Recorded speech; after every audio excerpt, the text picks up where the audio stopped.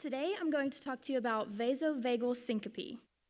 In the last year, all on separate occasions, I've woken up in a box, in the parking lot of a Target, and underneath my dining room table. Now, I know what you're thinking. How intoxicated do you have to be to wake up in a box? But these weren't alcohol-related awakenings. These were the result of a medical condition called vasovagal syncope, also known as neurocardiogenic syncope, reflex syncope, and the common faint. Vasovagal syncope is the most common cause of fainting in the world. It can happen to anyone, anywhere, at any time. And as silly as it sounds, even some goats experience this type of fainting. Although I don't have a medical degree or any practice with a medical background, I've certainly participated in and learned through the school of life. Having vasovagal syncope myself, I feel uniquely qualified to share about it. Understanding the science behind vasovagal syncope can help one to more clearly recognize symptoms and seek medical treatment for the condition. As overwhelming as neurocardiogenic syncope and vasovagal syncope might sound, its makeup is really quite simple to grasp. Vasovagal syncope is a complicated condition caused by an ironically simple biological reaction.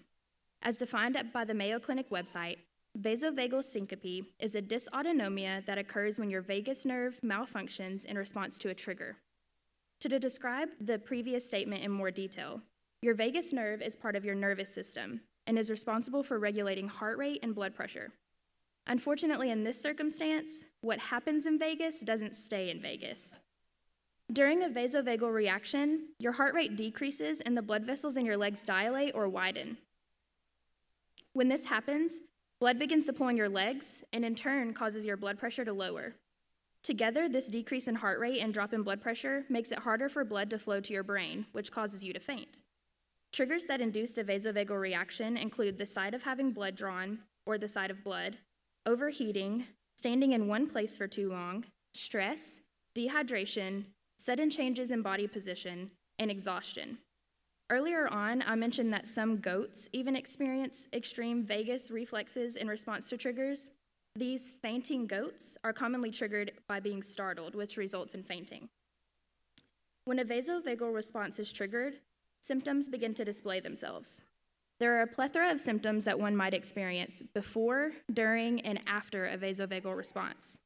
According to an article written by Barbara Bolin of verywell.com, an individual with vasovagal syncope might experience any of the following symptoms and then some: pale skin, lightheadedness, tunnel vision or blurry vision, nausea, overheating, clammy sweat, brain fog, excessive yawning, ringing ears, and ultimately fainting. Following a vasovagal episode, it is common to have a headache, sore or tired muscles, and feel drained or empty of energy. Although less common, it is sometimes likely that a patient may also feel confused and find it hard to focus.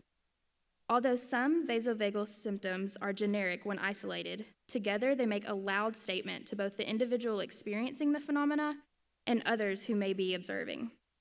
For example, if one simply experiences brain fog, it isn't likely that vasovagal syncope would be immediately assumed. In contrast, a patient who is experiencing brain fog, in addition to lightheadedness, clammy sweat, and fainting, would most likely be tested for vasovagal syncope early on. Among those who observe patients and individuals with vasovagal syncope are the doctors who test for and diagnose it. Vasovagal syncope is diagnosed through a number of tests, observations, and medical wisdom, typically performed by cardiologists and neurologists. Vasovagal syncope can be difficult to diagnose, simply because most of the symptoms are generic, and it is both neurological and cardiogenic, hence the name neurocardiogenic syncope. Over the last year, I've seen a neurologist, a neurosurgeon, and 2 cardiologists. I was ultimately diagnosed by the second cardiologist, who performed a second echocardiogram and a second tilt table test prior to diagnosing. In addition to the 2 tests I listed above, there are several tests used to rule out other conditions and diagnose vasovagal syncope. These tests include blood tests, EKGs or electrocardiograms, wearable EKGs, exercise stress tests, and generic physical exams. General treatment of vasovagal syncope involves avoiding triggers. However, there are some adjustments that can be made to ensure that the patient is thriving in spite of a survival type of life.